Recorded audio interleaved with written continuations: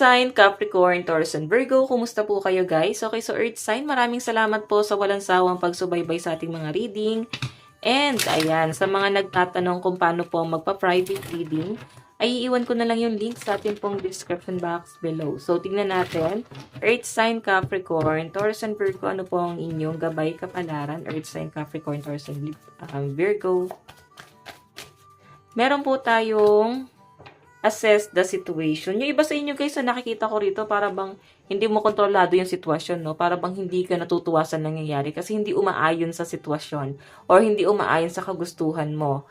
Maaaring meron ka kasing gustong gawin dito tapos ang daming nagbabawal, ang daming kumokontrol. So, gusto mo lang naman maging masaya. Kasi yun na lang guys, yung para bang kaligayahan mo, no?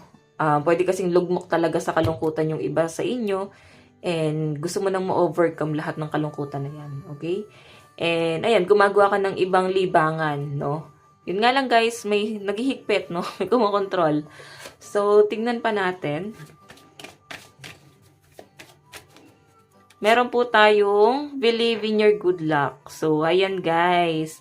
Meron ako nakitang pwedeng, parang basketball nga yung nakita ko. May mga sali ba sa basketball? Or pwedeng muse ng basketball? Or pwedeng may pupuntahan kang liga ngayon. So, sa sinasabi sa akin dito guys, kung may sinasalihan ka ding contest or may pupuntahan kang contest, or pwedeng may sinalihan kang raffle. So, ito daw guys, yung ano mo, swerte mo ngayong araw, no?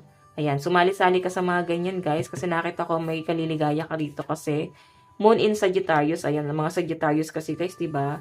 Ano lang sila, go with the flow. So, try lang ng try. Ganun yung nakikita ko guys. Okay. Try lang ng try, pero matalo manalo, okay lang. Tignan natin guys, meron po tayong breath through the tension. So, kinakabahan yung iba sa inyo guys. Alam mo, kailangan mo i-overcome yung mga nervyos mo kasi pwedeng ito yung magpatalo sa'yo or ito yung magiging blockages mo. Normal lang naman yun guys, pero kung ikaw ay may gagawin ngayon na nakakaba, nape-pressure or pwedeng nagpa-palpitate. Ayan, iwasan kasi guys ang pag-inom ng kape para hindi mag-palpitate. So, tingnan natin ano pa ang inyong gabay kapalaran. Taas nga muna natin to. Okay.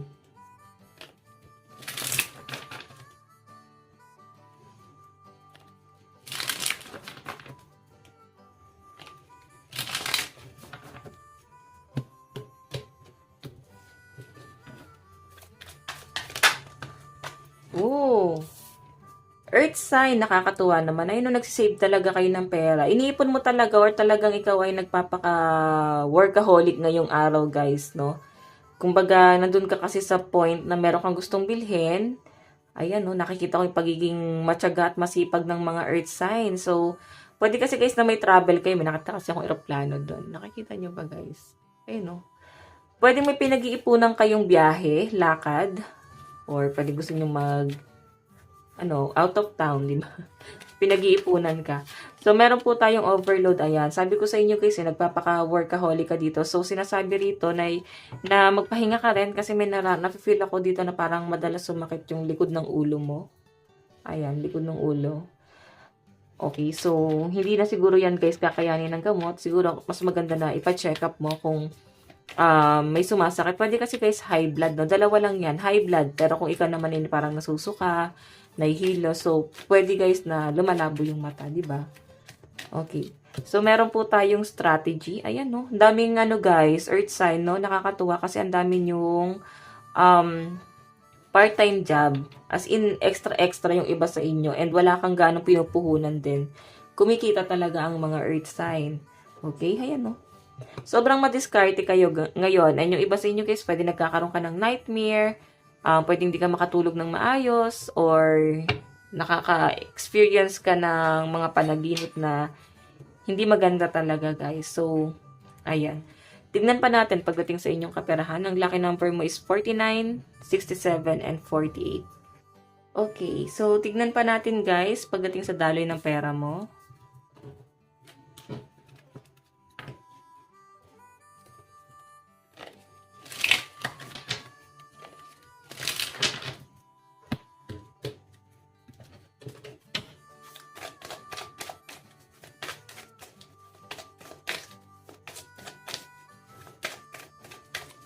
So guys, meron tayong axe.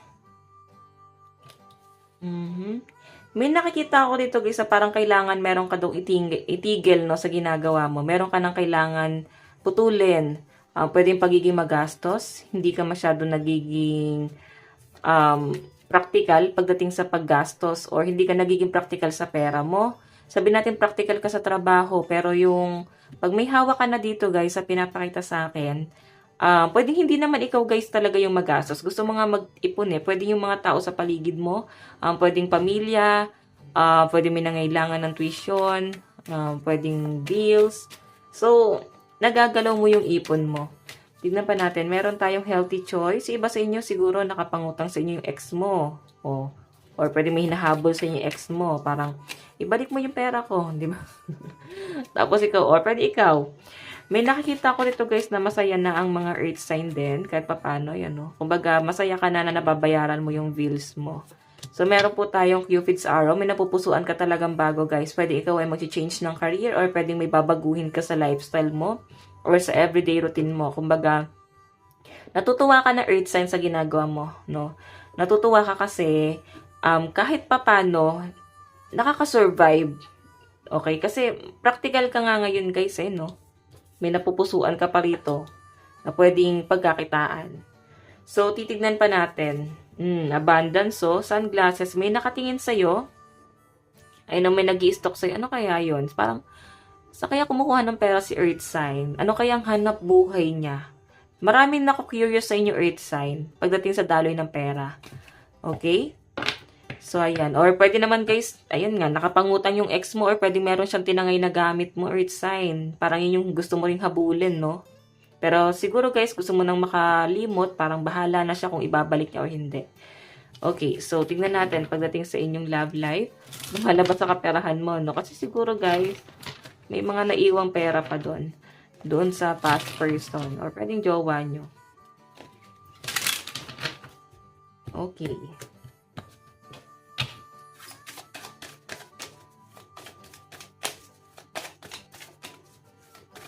Love life, meron tayong addiction. Ayan, may naghahabol sa inyo. Pero gusto mo na kasi guys maging malaya. Parang gusto mo na mag-self-love.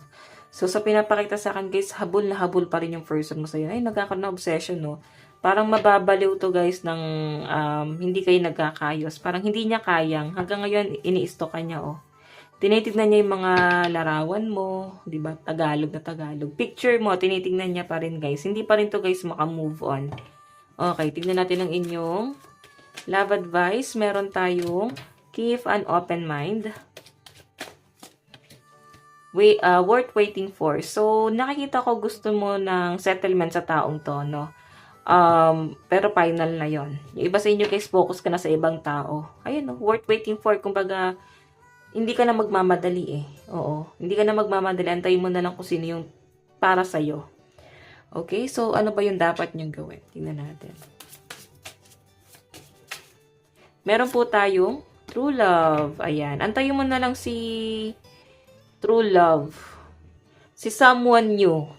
Ayun, no? True love comes when you least expect it. So, hindi mo to guys gano inaantay.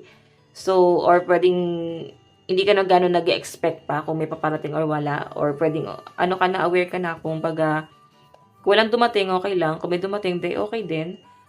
Pero sa pinapakita sa akin guys, hindi ka gano'n nakapokus sa love life mo, okay? So guys, ito lang naman po ang inyong reading. Hanggang sa muli, God bless and love you. Thank you.